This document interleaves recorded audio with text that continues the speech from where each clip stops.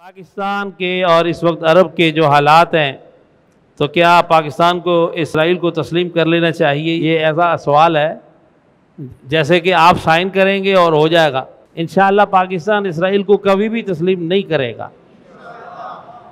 अजीब बात है, हमारे अरब को अल्लाह हिदायत दे, अहले अरब को, वो कश्मीर को तस्लीम नहीं कर रहे और इसराइल को तस्लीम कर रहे हैं। अपना अपना नसीब है ना, और हम लोग कश्मीर को तस्लीम कर रहे हैं, ये हमारा गुनाह है।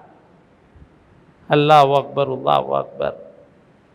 याद रखना चाहिए कि इसराइल से उसको तस्लीम ना करने की जो वजह है वो ये नहीं कि वो यहूदी हैं।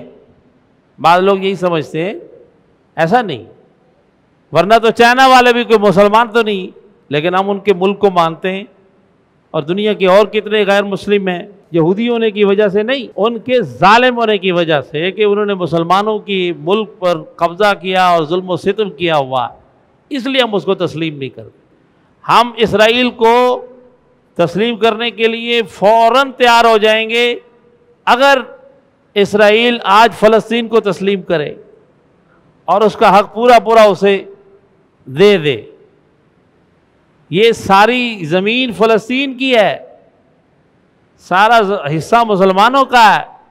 इसराइल ने कब्ज़ा किया, और कब्ज़े का तो आपको समझाना मुश्किल नहीं है। हमारा पौना कराची कब्ज़े से बना है और आप सब शामिल हैं। किसी ने 2 फुट मकान बढ़ाकर कब्ज़ा किया, किसी ने पूरे प्लाट पे किया। कबूल तो करो। तो उसने पूरे मुल्क पे किया है। बहरहाल उसका बड़ा जुल्म है। अल्लाह उसको तबाह बर्बाद फरमाए, फ़लस्तीन को अल्लाह आज़ादी दे। और जो अहले अरब इस वक्त गलतफहमी में और गलती में मुब्तला हो रहे हैं, अल्लाह उनको हिदायत दे और कश्मीर को अल्लाह पाकिस्तान का हिस्सा बनाए।